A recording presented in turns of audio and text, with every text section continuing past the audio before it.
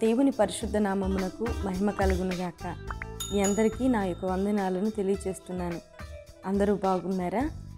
దేవుని యొక్క వాక్యాన్ని జ్ఞాపకం చేసుకుందాం. ప్రస్తుతము మనము యోహాను రాసినటువంటి పత్రికలను ధ్యానం చేస్తూ ఉన్నాము. ఈ దినము యోహాను రాసినటువంటి 2వ పత్రికను జ్ఞాపకం చేసుకుందాం. పరిశుద్ధ గ్రంథం ఉన్న వారందరూ కూడా నాతో కలిసి ఈ యొక్క వాక్య ధ్యానములో పాలు పొందవలసిందిగా మనవి చేస్తూ ఉన్నాను. పెద్దనైన నేను ఏర్పరచబడినదైన అమ్మగారికిని ఆమె పిల్లలకును శుభమని చెప్పి వ్రాయినది. నేను మాత్రమే గాక సత్యము ఎరిగిన వారందరూ మనలో నిలుచుచు మనతో ఎల్లప్పుడూ ఉండు సత్యమును బట్టి మిమ్మును నిజముగా ప్రేమించుచున్నాము. సత్య ప్రేమలు మన యందుండగా తండ్రి అయిన దేవుని యొద్ద నుండి, తండ్రి యొక్క కుమారుడగు యేసుక్రీస్తు నొద్ద నుండి కృపయు కనికరమును సమాధానమును మనకు తోడగును. తండ్రి వలన మనము ఆజ్ఞను పొందిన ప్రకారము నీ పిల్లలలో కొందరు సత్యమును అనుసరించి నడుచుచుండుట కనుగొని బహుగా సంతోషించుచున్నాను. కాగా అమ్మా, కొత్త ఆజ్ఞ నీకు రాసినట్టు కాదు గాని మొదట నుండి మనకు కలిగిన ఆజ్ఞనే రాయిచ్చు మనము ఒకరినొకరము ప్రేమింపవలనని నిన్ను వేడుకొనుచున్నాను. మనమాయన ఆజ్ఞల ప్రకారము నడుచుటయే ప్రేమ. మీరు మొదట నుండి వినిన ప్రకారము ప్రేమలో నడుచుకొనవలెను అనున్నది ఆ ఆజ్ఞ. యేసుక్రీస్తు శరీరధారి అయి వచ్చెనని ఒప్పుకొనని వంచకులు అనేకులు లోకములో బయలుదేరియున్నారు. అట్టివాడే వంచకుడును క్రీస్తు విరోధి అయి ఉన్నాడు. మేము మీ మధ్యను నెరవేర్చిన కార్యములను చెడగొట్టుకొనక మీరు పూర్ణ ఫలము పొందునట్లు జాగ్రత్తగా చూచుకొనుడి. క్రీస్తు బోధయందు నిలిచియుండక దానిని విడిచి ముందుకు సాగు ప్రతి వాడును దేవుని అంగీకరింపనివాడు. ఆ బోధయందు నిలిచియుండువాడు తండ్రిని కుమారుని అంగీకరించువాడు. ఎవడైనను ఈ బోధను తేక మీ యొద్దకు వచ్చిన ఎడల వానిని మీ ఇంట చేర్చుకొనవద్దు. శుభమని వానితో చెప్పను వద్దు. శుభమని వానితో చెప్పువాడు వాని దుష్టక్రియలలో పాలివాడగును. అనేక సంగతులు మీకు రాయవలసి ఉండియు సిరాతోనూ కాగితముతోనూ రాయ మనస్సు లేక మీ సంతోషము పరిపూర్ణమవునట్లు మిమ్మును కలుసుకొని ముఖాముఖిగా మాటలాడ నిరీక్షించుచున్నాను. ఏర్పరచబడిన నీ సహోదరి పిల్లలు నీకు వందనములు చెప్పుచున్నారు.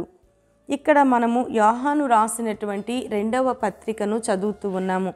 ఈ యొక్క లేఖ మరి అపోస్తలుడైనటువంటి యోహాను రాసినటువంటి పత్రిక. ఈయన 1 యోహాను పత్రిక, 2 యోహాను పత్రిక, 3వ యోహాను పత్రిక, అలాగనే ప్రకటన గ్రంథం, యోహాను సువార్త, ఈ యొక్క లేఖలన్నీ కూడా ఈయన రాసినవే. అయితే ఇక్కడ ఈ 2వ యోహాను రాసినటువంటి పత్రిక ఎవరికి రాశాడు అని మనం చూసినట్లయితే ఏర్పరచబడినదైన అమ్మగారికి. ఇదివరకు రోజుల్లోనూ మరి ఆలయాలు లేవు. మరి వారు ఆది కాలంలో వారు సేవ చేస్తున్నటువంటి దినాల్లో వారు ఏదో ఒక గృహంలో మరి కూడుకొని ఆరాధనలు నడిపించేవారు, ప్రార్థనా కూడికలను నిర్వహించేవారు. ఆ సమయంలో ఆ యొక్క ఇంటి యజమానురాలై ఉండవచ్చు, లేదా సంఘములో ఒక అనుభవం కలిగినటువంటి విశ్వాసి అయి ఉండవచ్చు, ఒక ఆత్మలను నడిపించేటువంటి భారము కలిగినటువంటి తల్లి అయి ఉండవచ్చు.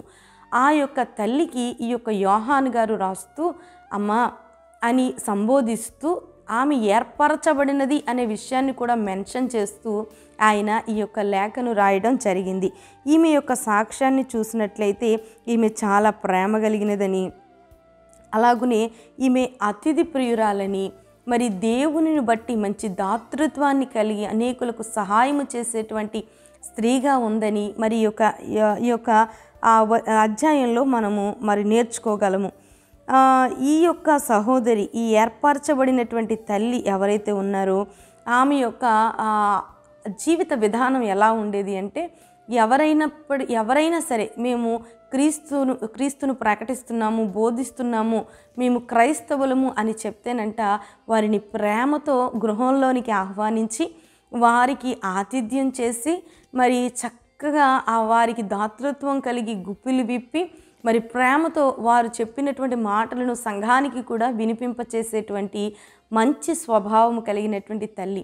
అయితే యోహాను గారు ఈమెకు ఏమని ఉత్తరం రాశారు అంటే, అమ్మా, నీవు చూపిస్తున్నటువంటి ప్రేమ చాలా మంచిది, దేవుని ప్రేమ మరి అందరినీ ప్రేమించమని చెప్తుంది, కానీ మరి క్రీస్తునకు విరోధముగా పనిచేస్తున్నటువంటి వారిని ప్రేమించటం, దేవునికి ఆయాసకరంగా ఉన్నటువంటి వారిని ప్రేమించటం అవివేకమే అవుతుంది. మీరు మోసపోవద్దు. అమాయకత్వంతో మరి క్రీస్తు బోధ కాక మొదటి నుండి ఏ బోధనైతే మీరు నేర్చుకున్నారో ఆ బోధను కాక మరొక బోధను మరి తీసుకొని వచ్చేటువంటి వారిని మీ ఇంటిలోనికి చేర్చుకొనవద్దు, వారికి ఆ వందనాలు కూడా చెప్పొద్దు. ఎంత కఠినంగా రాశాడండి ఆ మాట. మీరు గనక వారిని ఇంటిలోనికి చేర్చుకొని ఆతిథ్యం చేసి వారికి వందనాలు చేస్తే వారి దోషములలో నీవు కూడా పాలి భాగస్థుడు అవుతావు, నీవు కూడా పాలి భాగస్థురాలు అవుతావు. గనక అట్టి వారి విషయంలో జాగ్రత్త. ఎవరిని పడితే వారిని గృహంలోనికి రానివ్వవద్దు, సంఘములోనికి రానివ్వవద్దు అని ఖండితంగా అపొస్తలుడైనటువంటి యోహాను ఈ యొక్క ఏర్పరచబడినటువంటి తల్లిగారికి రాస్తూ ఉన్నాడు. పెద్దనైన నేను, మరి యోహాను గారు అప్పటికే వృద్ధాప్యంలో ఉన్నారని మనం తెలుసుకున్నాము. మంచి వయసులోనూ ఆధ్యాత్మికంగా కూడా ఆయన మరి మంచి అనుభవం కలిగినటువంటి దైవజనుడు గనుక ఆయన తనను తాను పరిచయం చేసుకుంటూ, పెద్ద అయిన దేవుని యొద్ద నుండి తండ్రి యొక్క కుమారుడగు యేసుక్రీస్తు నొద్ద నుండి కృపయు కనికరమును సమాధానమును మనకు తోడగును. ఇక్కడ దైవజనుడు ఒక చక్కని మాట పలుకుతున్నాడు. ఏంటి అంటే, కృప, కనికరము, సమాధానము మీకు తోడయుండును గాక అనట్లేదు, మనకు తోడయుండును గాక అనట్లేదు. మనకు తోడయుండును గాక, మీకు తోడయుండును గాక అని అపొస్తలుడైన పౌలు ఆయన రాసినటువంటి అనేక పత్రికలలో సంఘాలను దీవిస్తూ ఆ మాటను పలికారు. కానీ ఇక్కడ యోహాను అంటున్నాడు కదా, మనకి తోడుగా ఉంది దేవుని యొక్క కృప, దేవుని యొక్క కనికరము, దేవుని యొక్క సమాధానము మనకి తోడైంది అంటే ఒక నిశ్చయతతో మరి ఆ యోహాన్ గారు రాస్తూ ఉన్నారు. దేవుని పిల్లలకు దేవుని కృప ఎల్లప్పుడూ తోడుగా ఉంటుందండి, దేవుని యొక్క కనికరము ఎల్లప్పుడూ తోడుగా ఉంటుంది, ఆయన యొక్క సమాధానము ఎల్లప్పుడూ దేవుని పిల్లలకు తోడుగా ఉంటుంది. దేవుని కృప అనగా అర్హత లేని వారికి మరి ఆయన అర్హతను కల్పించటమే దేవుని యొక్క కృప. కృపను గురించి మీరు చాలాసార్లు చాలా ఉపదేశాలను విన్నారు. అయితే నేను ఒక చిన్న మాటను చెప్తాను. దేవుని కృప మానవుని ఎంతగా ప్రేమించింది అంటే, సహోదరులారా, మరి మానవుడు దేవుని విడిచి దేవునికి వ్యతిరేకంగా బ్రతుకుతూ పాపములో మునిగిపోయి అతనికి నచ్చినటువంటి మార్గము గుండా అతను వెళ్ళిపోతూ సాతాను యొక్క చేతిని పట్టుకొని నరకము వైపునకు, పాతాళము వైపునకు మానవుడు పరుగులు పెడుతున్నటువంటి దినాలలో దేవుని యొక్క కృపంట మానవుని ప్రేమించింది, మానవుని కోరుకుంది. ఆయన మరి మానవుని వెతుక్కుంటూ ఈ లోకానికి వచ్చాడు. మానవుని కొరకు దేవుడు ప్రాణం పెట్టాల్సినంత అవసరం లేదండి, పోతే పోయాడు మానవుడు అని అనుకోవచ్చు. కానీ దేవుడు అలా అనుకోలేదు. తన యొక్క విలువైనటువంటి ప్రాణాన్ని మానవుని కొరకు పెట్టాడు. ఆఖరి రక్తపు బొట్టు వరకు కూడా ఆయన ఈ పాపి అయినటువంటి మానవుని కొరకు చిందించాడు.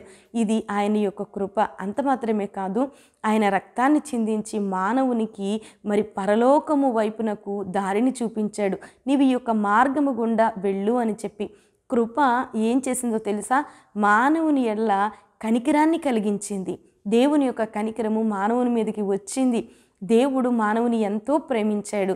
దేవుని కృప కనికరము కలిసి అప్పటి వరకు మానవుని యొక్క జీవితంలో శాంతి లేదు, సమాధానము లేదు.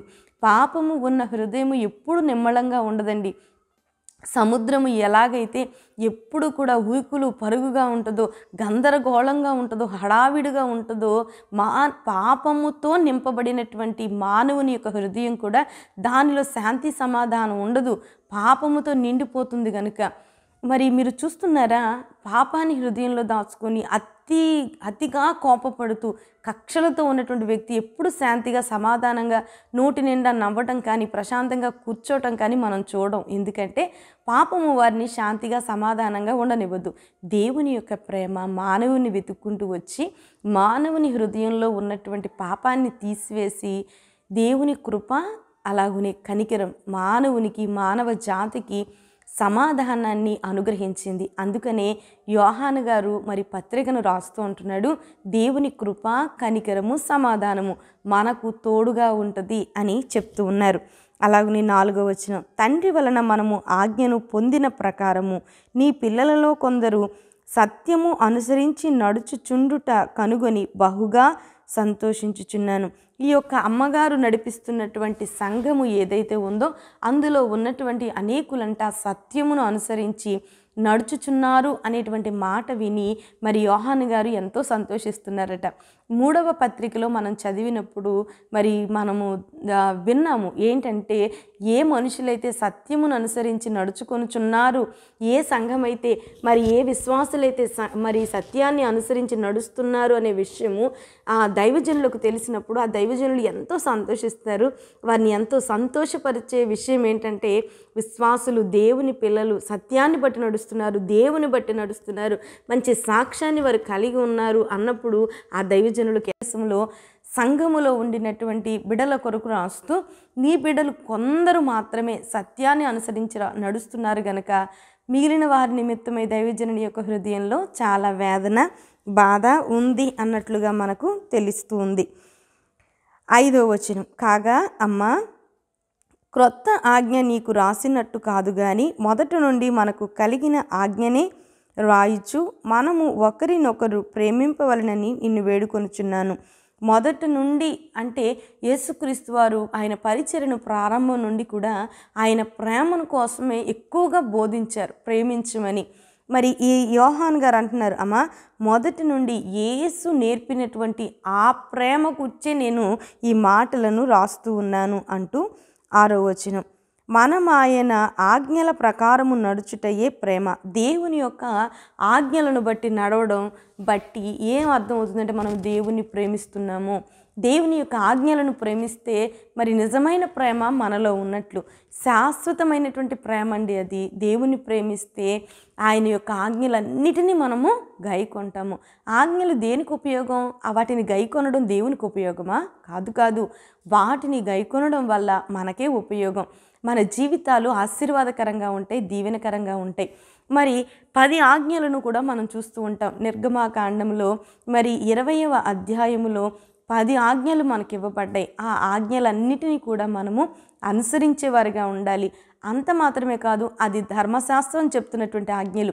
కానీ కొత్త నిబంధన దగ్గరికి వచ్చేసరికి దేవుని యొక్క ఆజ్ఞ ఏంటో తెలుసా? నిన్ను వలె నీ పొరుగు వారిని ప్రేమించు. ప్రేమ కోసమే ఆయన మరి ఈ లోకానికి దిగొచ్చాడు, మనకు ఆ ప్రేమ మార్గాన్ని చూపించాడు. ఆయన చూపించిన ఆ ప్రేమ మార్గములో మనము నడిచినప్పుడు అదే నిజమైన ప్రేమ, అదే దేవుని ఎదుర్కోగలిగిన శక్తిని మనకిస్తుంది కనుక ఆ విషయంలో జాగ్రత్తను కలిగి మనము మరి ఆ ఆజ్ఞను నెరవేర్చేవారిగా ఉండాలి అని యోహాను గారు రాస్తూ ఉన్నారు. 7వ వచనం, యేసుక్రీస్తు శరీరధారి అయి వచ్చినని ఒప్పుకొనని వంచకులు అనేకులు లోకములో బయలుదేరి ఉన్నారు.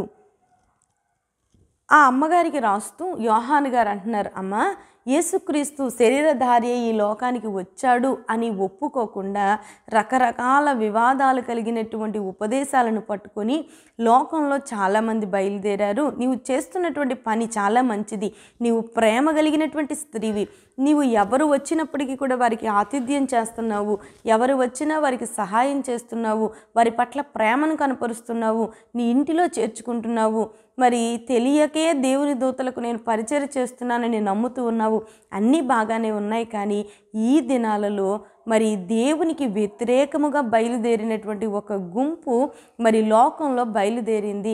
కాబట్టి నీవు వారి విషయంలో జాగ్రత్త. వారు యేసుక్రీస్తు శరీరధారి అయి వచ్చాడని ఒప్పుకోవట్లేదు, వారు రకరకాల బోధలను తీసుకుని వస్తున్నారు కనుక నీవు గుర్తించు. ఎవరిని పడితే వారిని నమ్మొద్దు. ప్రేమ కూడా ఎలా ఉండాలి అంటే అది వివేచన కలిగినదై ఉండాలి. ఎవరిని పడితే వారిని కాదు, సత్యాన్ని బోధించేటటువంటి వారిని మాత్రమే మనము ప్రేమించాలి అని చెప్పి యోహాను గారు రాస్తూ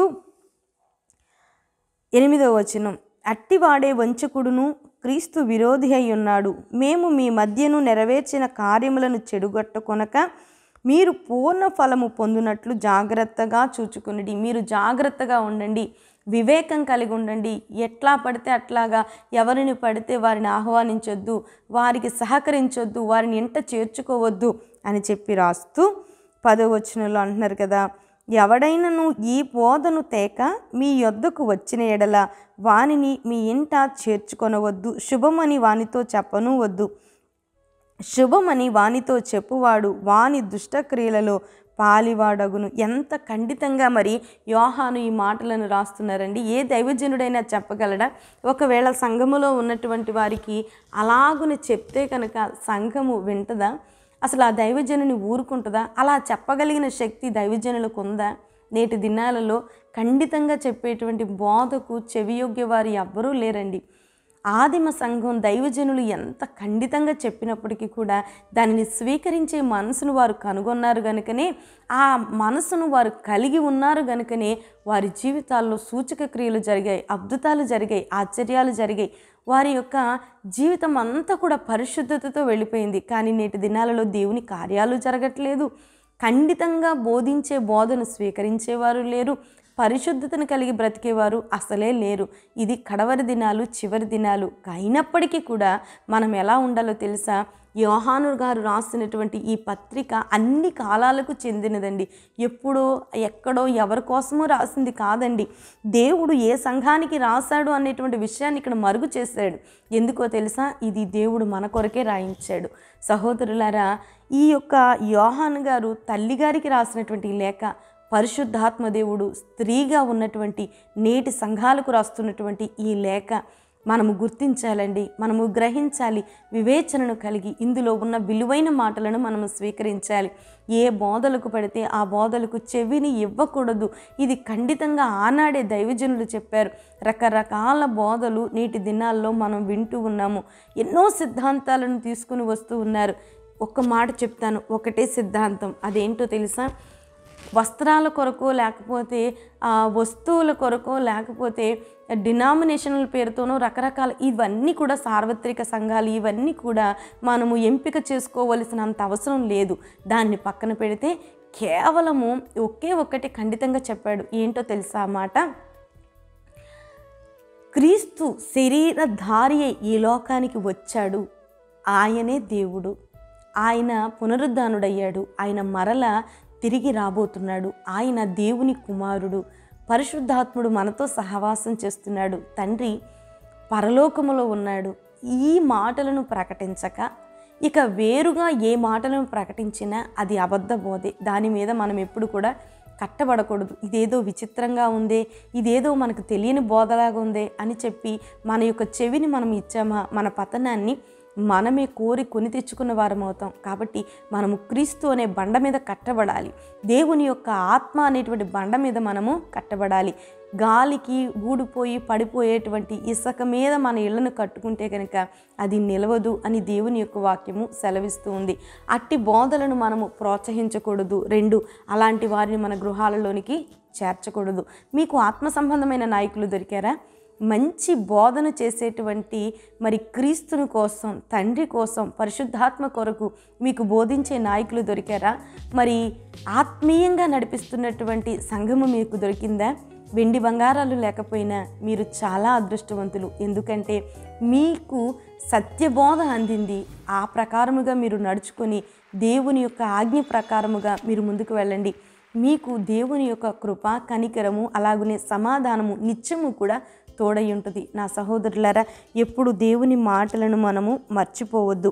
అసత్యాన్ని బోధించేటువంటి మరి బోధకులను ఎప్పుడు కూడా మనము ప్రేమించకూడదు, వారిని చేర్చుకోకూడదు. ఈ యొక్క అధ్యాయములో 4 మాటలను మనము నేర్చుకున్నాము. 1, సత్యములో నడవాలని. సత్యము చెప్పుతున్నట్లుగా మనం నడవాలి. సత్యము అంటే ఏంటి? యేసయ్యే. యేసయ్య చెప్పినట్లుగా మన బ్రతుకులను మనము నడిపించుకోవాలి. 2వదిగా దేవుని యొక్క ఆజ్ఞలకు విధేయతను చూపించాలి. 10 ఆజ్ఞలు మాత్రమే కాదు, కొత్త నిబంధనలో ఉన్న ప్రేమ అనేటువంటి ఆజ్ఞ చాలా ప్రాముఖ్యమైనది. అందరినీ ప్రేమించాలి. ఎవరి మీద మనము ద్వేషములు కలిగి ఉండకూడదు. ముఖ్యంగా ఎవరిని పడితే వారిని ప్రేమించడం కాదండి, సత్యాన్ని బోధించే వారిని మాత్రమే మనము ప్రేమించాలి. మనము అసత్యాన్ని బోధించే వారితో, పాపంలో మరి జీవిస్తున్నటువంటి వారు, మరి దేవునికి వ్యతిరేకంగా బ్రతుకుతున్న వారి దగ్గరికి వెళ్ళి నేను నిన్ను ప్రేమిస్తున్నాను అంటే అది అవివేకం అవుతుంది. మన ప్రేమ ఎలాంటిదై ఉండాలో తెలుసా? మరి సత్యముగా నడుచుచున్న వారిని మనము ప్రేమించేవారిగా ఉండాలి. పాపములో బ్రతుకుతున్న వారిని కనబడ్డారా? వారి కొరకు నీవు భారము కలిగి ప్రార్థన చేయాలి. అలాగనే మూడవది ఒకరిని ఒకరు ప్రేమించుకోవాలి. మనము ఒకరి ఎడల ఒకరు ప్రేమను కలిగి ఉండాలి. సంఘములో, సహవాసంలో, కుటుంబంలో, అన్ని విషయాలలో కూడా స్వచ్ఛమైన ప్రేమతో మనం అందరినీ కూడా ప్రేమించేవారిగా ఉండాలి. అసత్య బోధకులను ప్రోత్సహించవద్దని ఇక్కడ యోహాను స్పష్టంగా రాసి ఉంచున్నారు. ఎప్పుడు కూడా అలాంటి బోధకులను, అల్పమైన వాటి మీద మనలను కట్టేటువంటి బోధలు. రెండవది ఏంటంటే, మరి క్రీస్తు శరీరధారి అయి వచ్చాడు, ఆయన పునరుద్ధానుడయ్యాడు, మన పాపములను క్షమించుటకు ఆయనకు మాత్రమే అధికారం ఉంది, ఆయన మరలా తిరిగి రాబోతున్నాడు. ఇవి సత్యబోధ. ఇదే క్రీస్తు నేర్పించినటువంటి బోధ. ఈ బోధనే మనము అంగీకరించాలి. దీని ప్రకారముగా మనము నడవాలి అని ఖండితంగా మరి యోహాన్ గారు రాసి ఉన్నారు. యోహాను మాత్రమే కాదు, దేవుడు మన కొరకు ఈ మాటలను రాసి ఉంచి ఉన్నారు. ఈ మాటలను బట్టి నడుద్దాం. దేవుని యొక్క కృపకు పాత్రలమవుదాం. దేవుడు మిమ్మను దీవించునుగాక. ప్రార్థన. స్తోత్రములు నాయన, కృపా సత్య సంపూర్ణుడా, నీ పరిశుద్ధమైన పాదములకు వందనాలు, స్తుతులు, స్తోత్రాలు చెల్లిస్తూ ఉన్నాను తండ్రి. దేవా, ఈ యొక్క నా తండ్రి నాయన ఉదయకాల సమయంలో నాయన యోహాను రాసినటువంటి 2వ పత్రికలో నుండి మీరు మాతో మాట్లాడారు. ఈ మాటలను మా హృదయంలో భద్రపరచండి నాయన. ఎందరైతే ఈ మాటలను ఆలకించారో, స్వీకరించారో వారందరినీ దీవించి ప్రభువా, వారందరి జీవితాల్లో బలమైన కార్యాలను జరిగించండి నాయన. నిన్ను ఎరిగిన తండ్రి నాయన, సత్యములో నడిచేవారిగా మమ్మల్ని అందరినీ తీర్చిదిద్దండి నాయన. ఎంతగానో ప్రభువా నాయన, సత్యమును బోధిస్తున్నటువంటి నాయన దైవజనులు ప్రభా, ఎటువంటి వసతులు లేక, అయా నా తండ్రి ప్రోత్సహించేవారు లేక మారు మూలను ఉండిపోయినట్లయితే వారిని మీరు లేవనెత్తండి. అసత్య బోధకులను నాయన అయా ప్రభా నాయన మీరు లయము చేయండి నాయన.